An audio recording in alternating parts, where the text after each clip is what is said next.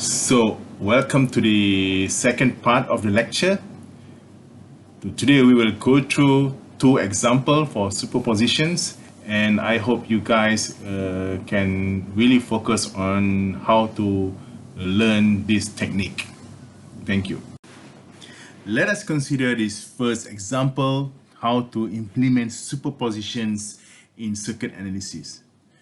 So let's take a look at this. We have two types of sources here, and we have 3 ohms and 6 ohm resistor in the circuit, and our task is right now is to find what is the total current that flowing in across the 6 ohm resistors.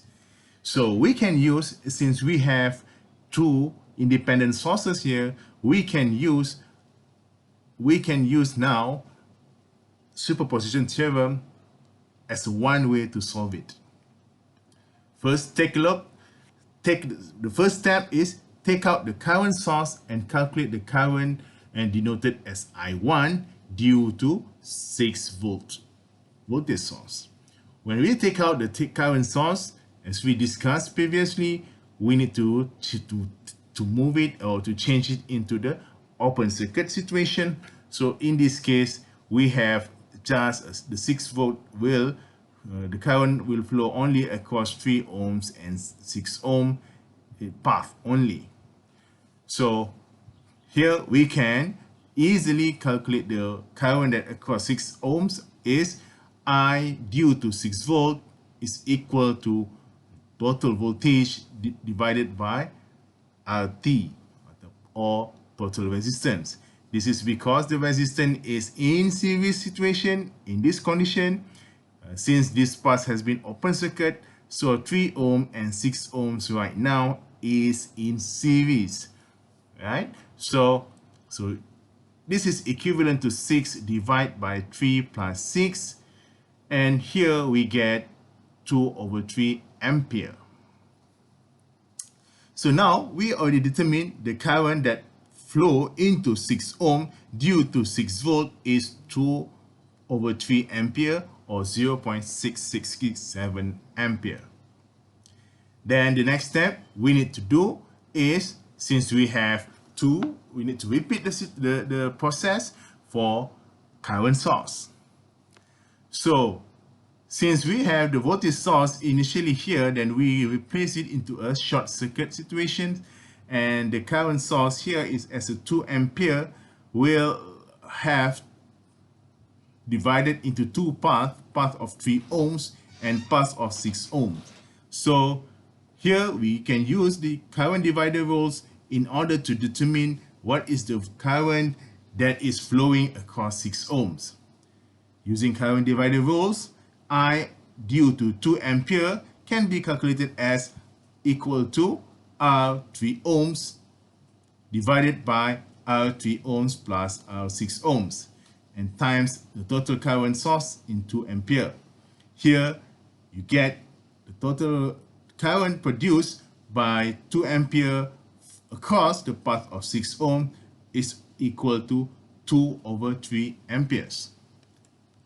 So after we calculate all the effect due to all the independent sources, now we can determine the total current due to the total current of I, that current that flow across the 6 ohms due to I 6 volt and I 2 ampere.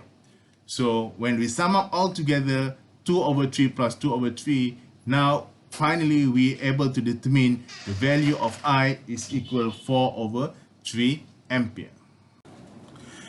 Let us go through for the second example here for superposition exercise. Here we have much more complex circuit where it has 2 volt of independent sources, 1 ampere of current sources, and another one is 3 volt independent sources over here. So we are using superposition theorem and try to find the value of Vx, which is the voltage drop across 4 ohms. In order to determine this, we need to make a certain plan on how we can analyze and find the solution for these questions. First, what I can propose to plan is we need to determine the total independent source here in the circuit. In this case, we already determined three different independent sources. That means we need to repeat the step of calculation into 3 times to determine the total voltage Vx. And then we activate one source at a time and analyze the effect toward the Vx. And we determine the currents, the 4 ohms of the 4 ohms due to each independent source. So we really need to focus on what happened on Vx or 4 ohms resistors, and not really, we do not require to calculate other than the value for the rest of the resistors. And then finally, we combine the total current of 4 ohms and we sum up all of them, and finally we get the value of Vx. Let us try to activate the voltage source V1 of 2 volts here and then deactivate the rest. Here, just now, you have a current source, and that means it will become an open circuit. And here, just now, you have a voltage source, and this means it is become a short circuit. However, there will be no current will flow in this loop. Can you think of why it's happening?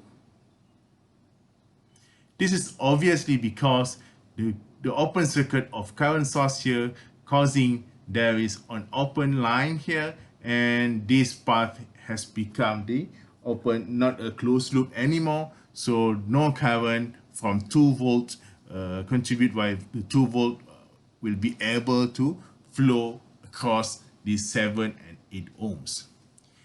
This will simplify our calculations further, and then the circuit need to be considered is only that consists of 2 volts, 4 ohms, and 5 ohms.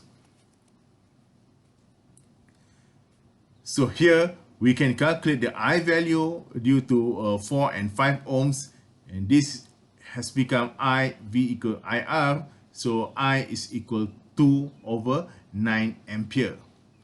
If we would like to calculate straight away what is the voltage drop across XS1 or X due to source 1, then Vxs1 is equal 4 times 2/9, which is equivalent to 8/9 volt.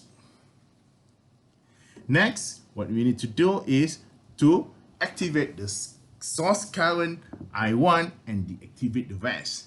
When you are deactivating voltage source, that means you are replacing it with a short circuit situation, and thus for current source 1 ampere, we will able to get the complete circuit like this.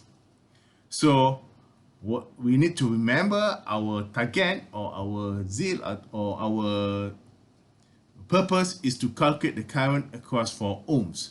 So it is important to determine what is the value of current across these 4 ohms so that we are able to get the Vx value due to 1 ampere independent source, current source.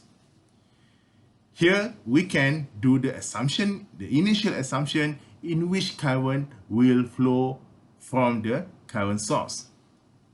Here I can imagine the current will flow from 1 ampere and distribute into 2 paths here.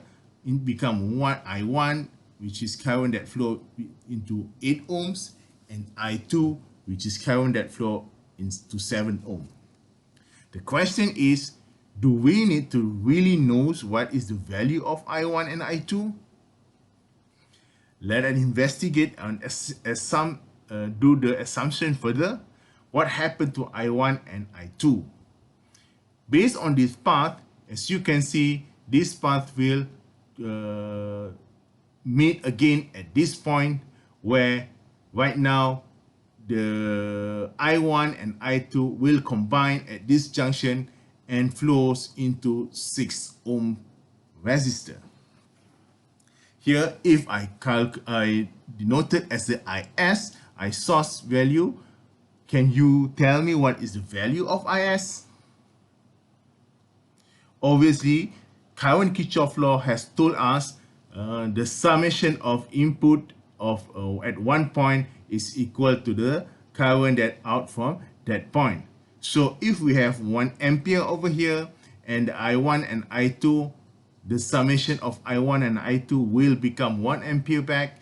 That means the IS is equivalent to the 1 ampere, and this we will able to determine without calculating it at all. Just by understanding what is the Kirchhoff current law, then we can say, then you can determine the current that flow across the 6 ohm, in which IS is equal to 1 ampere. Next, this IS meet another junction, which is the first path is going to 4 ohms and the second path is going to 5 ohms. Here, we know that we can say the IS1 and IS2, we can denote it the current that flow across to it. And now we can say the IS1 and IS2 can be determined just using a very basic using current divider law.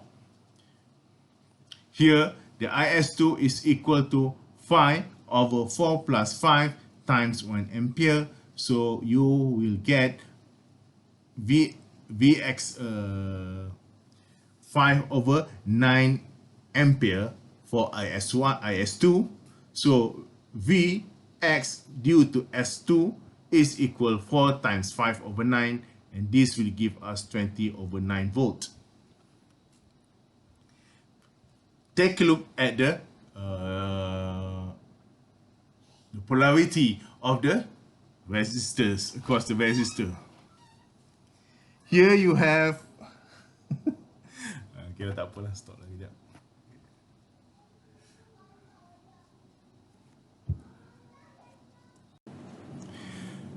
So finally, we need to activate the voltage source of V2, in which 3 volt here, and deactivate the rest of independent source.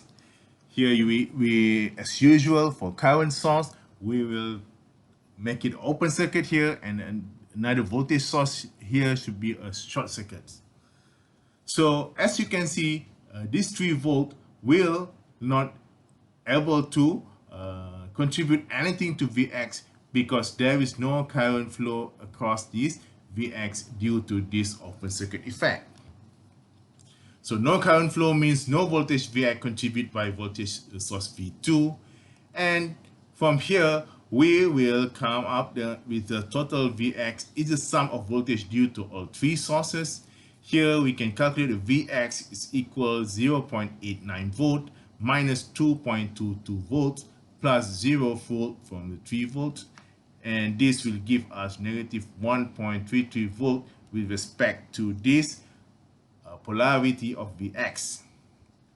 So here finally we will able to, these are the method how we use superpositions in order to solve the equation in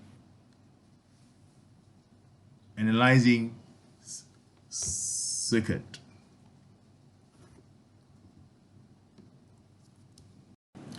And finally, before we end this session, I would like to give you one question for your tutorial exercises. Here, please determine the current of I1 across 2 ohm resistor over here. And here, as you can see, we have 3 different independent sources in 7 volt, 3 volt, and 500 milliampere. Just follow the step to solve using superposition technique and submit it to me via our Google Classroom platform. So thank you very much. Please feel free to comment under our group platforms, and so that I can help you in which part that you cannot understand concerning superposition theorem. Thank you very much.